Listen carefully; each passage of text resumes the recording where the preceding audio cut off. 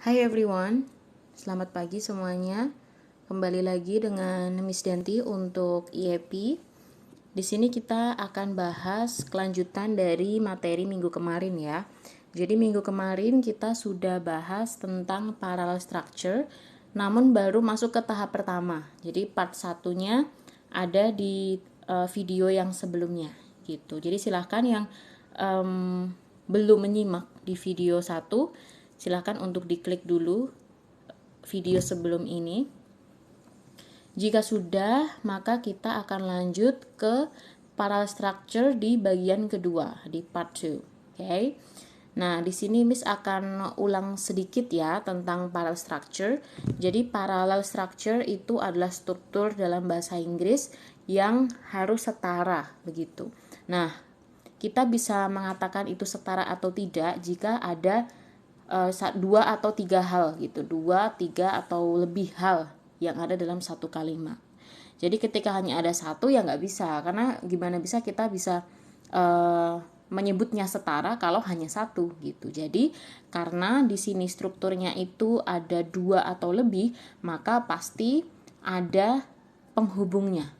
Nah, jadi kenapa Miss memisahkan ini ke part 1 dan part 2? Karena penghubungnya itu berbeda, gitu ya. Tapi yang dihubungkan sama, jenisnya sama. Jadi di sini kalian bisa lihat parallel structure itu menghubungkan antara noun dengan noun, ya. Kata benda ya harus dihubungkan dengan kata benda. Kemudian verb dengan verb, kata kerja juga dengan kata kerja. Adjective to adjective. Jadi kata sifat dengan kata sifat dan seterusnya. Adverb, gerund, phrase, and clause. Jadi mereka harus setara dalam struktur kalimat tersebut. Kemudian di sini Miss tuliskan noun, noun, verb, verb. Ini tidak berarti bahwa parallel structure itu hanya menghubungkan dua hal ya. Jadi bisa lebih gitu. Jadi ini hanya untuk memudahkan kita untuk mengingat bahwa jenisnya pun harus setara gitu ya.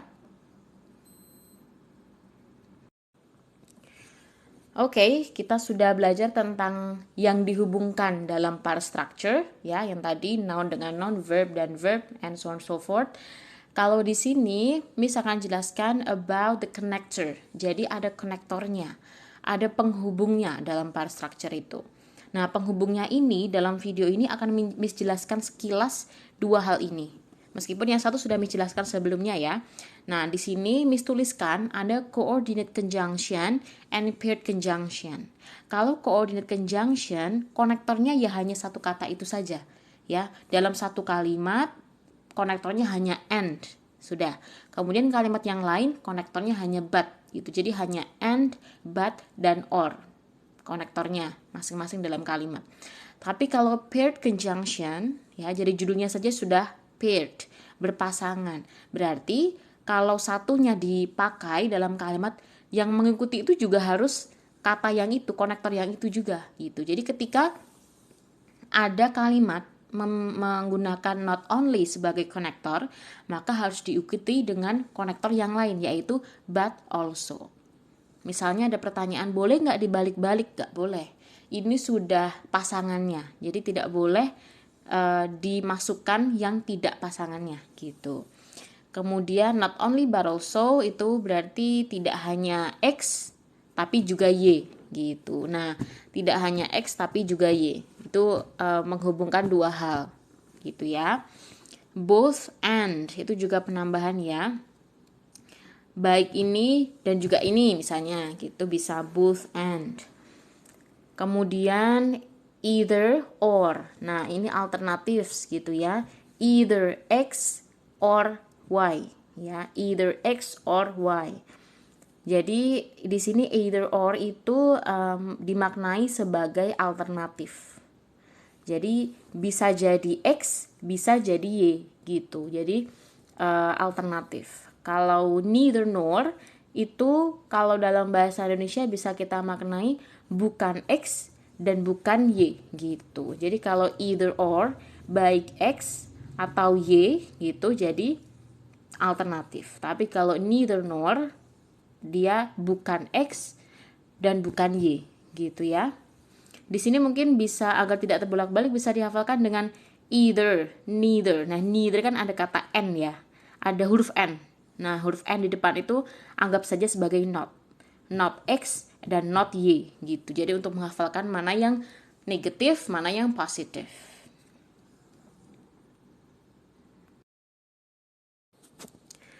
Oke, kita langsung ke kalimatnya ya.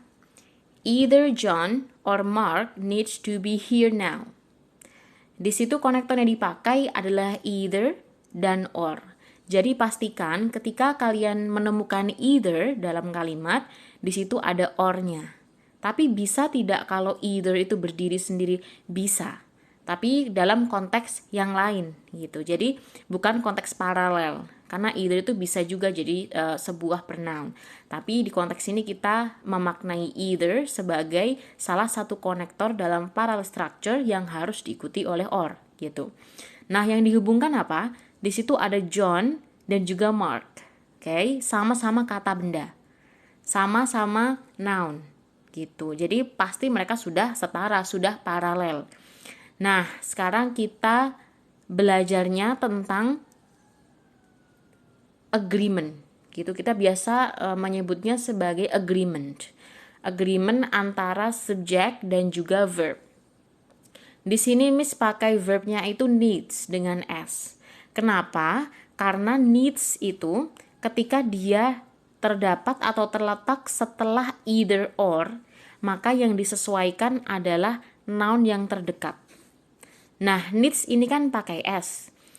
Kalau kata kerja memakai akhiran S, berarti subjeknya adalah subjek tunggal atau subjek singular. Di sini yang mendekati needs adalah kata benda Mark. Mark kan singular ya, makanya Miss pakai S itu needs-nya, gitu. Kemudian yang kedua, either the teacher or the students have to be here. Konektornya ada either dan or. Sudah betul ya. Jadi ketika nanti ada either kemudian kok diikuti oleh nor, nah itu berarti salah. Kalau ini betul, sudah paralel konektornya. Kemudian yang dihubungkan the teacher dan the students. Nah, ada perbedaan dalam kalimat dalam kata benda ini. The teacher itu hanya satu teachernya.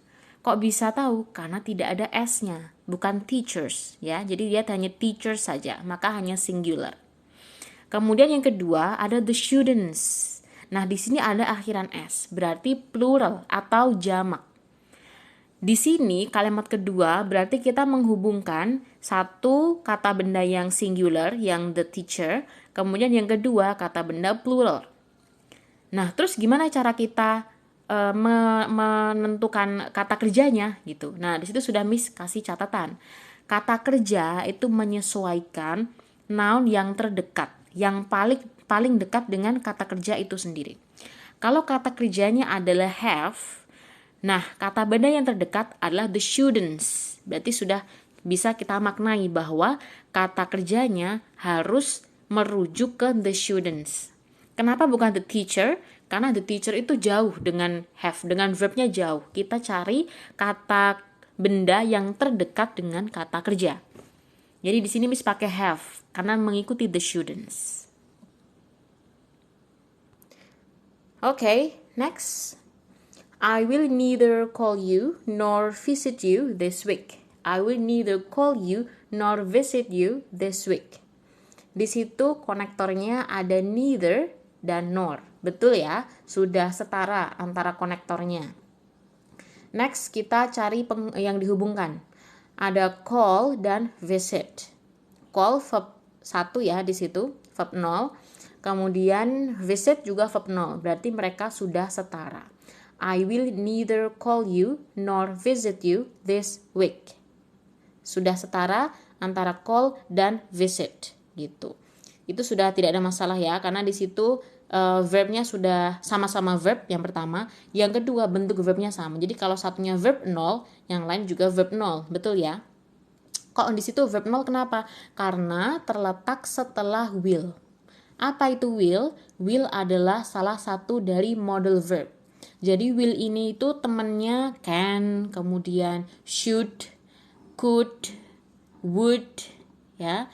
kemudian ada may gitu. Jadi modal verbs, salah satu dari modal verbs. Nah, ciri-ciri dari modal verbs adalah kata kerja yang mengikutinya itu harus verb nol. Berarti benar-benar verb yang bare verb gitu. Verb yang tidak ada tambahan apapun. Next, neither Katy nor her friends were surprised gitu. Untuk konektornya neither dan juga nor sudah setara. Sekarang yang dihubungkan adalah Katy dan her friends. This is the same as the previous one. Jadi Katy is the singular noun. Jadi tunggal. Kemudian her friends itu kata benda jamak atau plural. Sama juga dengan tadi, bagaimana cara kita itu menentukan kata kerjanya. Nah, kata kerjanya di situ kita pakai to be ya. Misalnya ada pilihan pilihan were atau was. Nah, ada were atau was. Kalau were itu untuk kata benda yang plural, kalau was itu untuk kata benda yang singular. Sekarang kita lihat dulu mana kata benda yang terdekat dengan to be tersebut. Nah, kata benda yang terdekat adalah yang her friends, yang plural. Berarti kita pakai yang were karena yang plural gitu. Jadi menyesuaikan noun yang terdekat. Next, the movie is not only educating but also entertaining. Di situ untuk konektornya adalah not only dan juga but also. Tidak hanya X tapi juga Y. Di situ pakai educating sebagai adjective dan entertaining sebagai adjective juga gitu. Jadi di sini educating yang dimaksud yang adjektifnya ya, dalam bentuk adjektif karena kan bisa pakai adjektif bisa pakai verb. Di sini sebagai adjektif gitu. Jadi filmnya tidak hanya mendidik tapi juga menghibur gitu. Sudah sama-sama adjektif. Kemudian yang kedua, the game is held neither in the field nor in the hall. Jadi permainannya itu tidak dilaksanakan di halaman maupun di aula gitu. In the field dia pakai adverb. Karena adverb ya, kok bisa tahu adverb? Di situ ada preposisi yang diikuti oleh suatu tempat, the place gitu. Jadi adverb. Makanya yang dihubungkan setelahnya juga harus adverb. Ada in the hall gitu. Itu adalah salah satu cara untuk identify kesetaraannya. Kemudian misalnya ada pertanyaan gini. Bolanya tidak ada di atas meja maupun tidak ada di dalam laci gitu misalnya.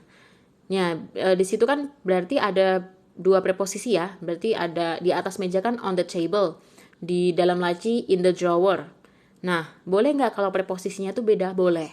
Selama dia masih teridentifikasi sebagai adverb. The ball is not on the table. The ball is neither on the table nor in the drawer gitu ya. Jadi tidak harus sama-sama in ya, tergantung konteksnya saja. Yang penting dia masih dalam konteks adverb gitu. Next, I understand both what you are thinking and what you are doing. Di situ konektornya ada both dan juga and. Sudah betul ya, dia sama-sama konektor dalam para structure ya, especially di paired conjunction. Kemudian yang dihubungkan ada what you are thinking and what you are doing. Di situ sudah setara ya. Ada what dan juga what. Boleh nggak kalau tidak sama-sama what gitu? Boleh. Misalnya, I understand both what you are thinking and how you are feeling. Misalnya gitu. Jadi aku mengetahui baik apa yang kamu pikirkan dan juga bagaimana kamu merasakannya gitu. Boleh ya. Jadi tergantung konteksnya saja. Itu sudah setara antara adjective, adverb, clause dan clause. Next, they neither resolved the financial crisis nor helped the consumers. Di situ neither dan juga nor sudah betul. Lalu kita lihat dulu yang verbnya. Resolve ya, di situ pakai verb 1. Kenapa pakai verb 1? Karena subjeknya adalah they gitu. They, we, I, you itu verbnya pakai verb 1. Kemudian yang kedua ada helped. Tapi di sini helps-nya pakai verb 2. Berarti kan tidak setara antara verb yang satu dan verb yang kedua. 1 dan 2 kan beda. Nah, di situ berarti dia tidak paralel gitu. Konektornya sih paralel, tapi verbnya tidak paralel. Sama-sama verb gak sama, tapi bentuknya beda. Jadi kalau kita betulkan menjadi they neither resolve the financial crisis nor help the consumers. Sama-sama verb 1 gitu ya. Jadi pastikan konektornya sudah setara, kemudian jenisnya sudah setara, bentuknya pun juga harus setara. Kemudian contoh yang lain, the attorneys were not only uncivil but also did not have any competences. Di situ pakai konektor not only but also, sudah paralel. Kita lanjut ke adjektifnya. Di situ ada uncivil. Di situ uncivil itu adalah adjective. Tapi di belakangnya did not have any competences itu adalah verb yang diikuti oleh noun atau predikat yang diikuti oleh objek. Kan tidak setara dari kedua tersebut. Jadi kalimat tersebut tidak paralel. Konektor paralel, tapi yang dihubungkan tidak paralel. Next, ketika kita betulkan menjadi the attorneys were not only uncivil but also incompetent. Jadi did not have any competences ini kita ganti dengan incompetent. Bagaimana caranya biar jenisnya itu sama-sama adjektif gitu ya. Kita lalu lanjut ke exercise. Di sini hanya akan ada 4 exercise saja karena mungkin hanya warming up untuk kalian. Silahkan di post di masing-masing nomor, jadi hanya ada 4, setiap slide-nya ada 2 nomor, silahkan di post lalu langsung dikerjakan. Nanti akan Miss sampaikan discussion-nya, gitu ya. Thank you so much for watching. Good morning everyone.